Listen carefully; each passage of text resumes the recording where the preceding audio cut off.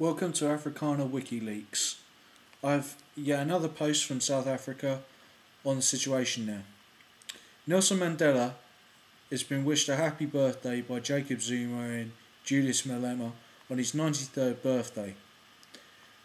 Yet the person who was voted in the Moro poll, as the potential person who could be president of the world in opinion polls, did not speak out on any of the South African issues, or it did not reach through the filter of the BBC to the British public.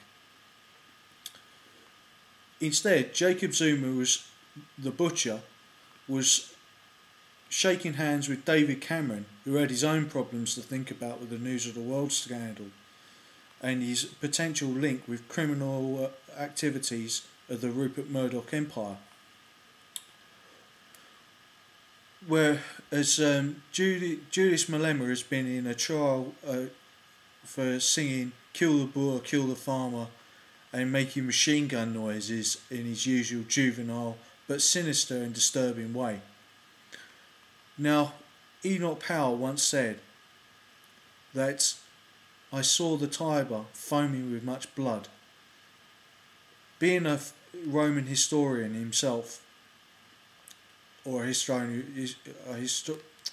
Roman historian, he was thinking in terms of British race relations. He only got the country wrong, because South Africa has been experiencing a terrible genocide which has not been spoken about in the wide mainstream media, except on some channels in the United States, and in the context of their efforts to get a wider story out about how Europe is degenerating into a multicultural state.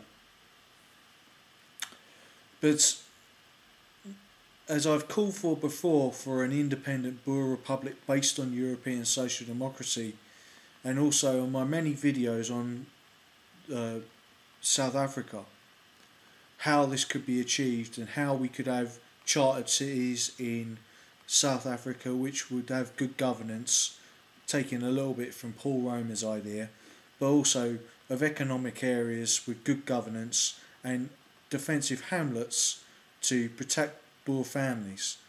We also have to look at the cost of the silence of Nelson Mandela. I know he was a terrorist at first. He did become president of South Africa. He did make, in terms of his rhetoric at least, which is very important, to try and stem the hatred between not only the white South Africans, the English, the Boers, and Zulus and Xhosas as well, the black South Africans. And we must see the naked truth of what South Africa is today. South Africa has been taken over by a feudalistic crime family under Jacob Zuma and Julius Malema, who have enriched themselves under the guise of communism and also Zulu nationalism. And Zulu nationalism are people who arrived in South Africa after the Boers, is exacted revenge on the various tribal disputes between them and the Xhosa, as well as carrying out the farm murders of which I'm speaking about in the context of the genocide against Boer families. 52,000 Boer families have been logged as having been massacred by farm attacks, but the figure may well be up to 1 million people have been killed in South Africa of European descent. South Africa logged more killings per day than Iraq did during the height of the Iraqi insurgency, and this has continued. There has been no stepping down of the pace. Instead, the thousands of rapes that happen every day, the hundreds of killings that happen every day, to white and black, have continued unabated.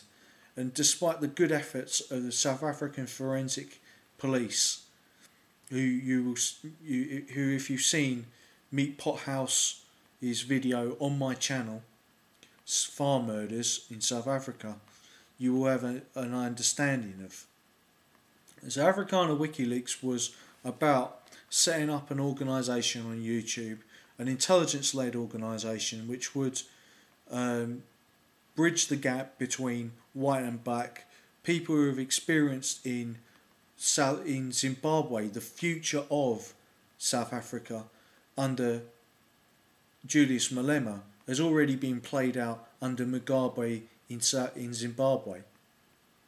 The people there have already seen the farm killings, the extermination of the white population, the starvation that followed from the collapse of the farming industry and the other linked industries which would have made Zimbabwe a modern country and used to be the breadbasket of Africa.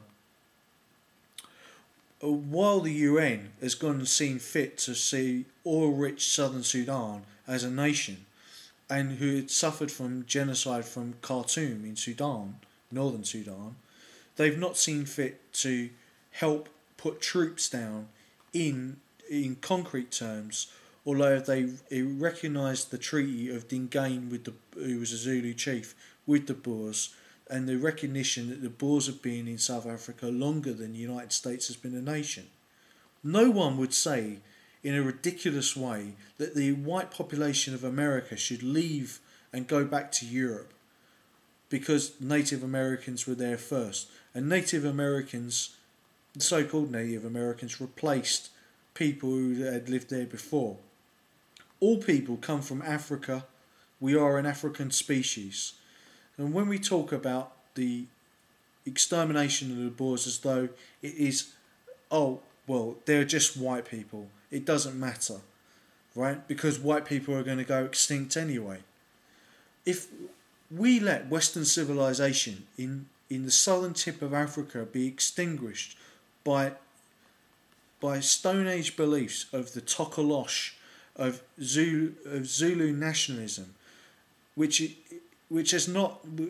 culture and civilization never advanced beyond the Neolithic and Iron Age, then we will be doing a disservice not only to ourselves but to European social democracy, European values of life, liberty and the pursuit of happiness. And if it can happen in South Africa with rivers of blood, it can happen here in Europe, in the heartland of Europe, with as Thilo Sarrazin has warned, from the demographic iceberg that is coming towards us. If you want to save European social democracy, if you want to save South Africa, subscribe to my channel, get the news out, and try and work with Africana WikiLeaks. Thank you for listening.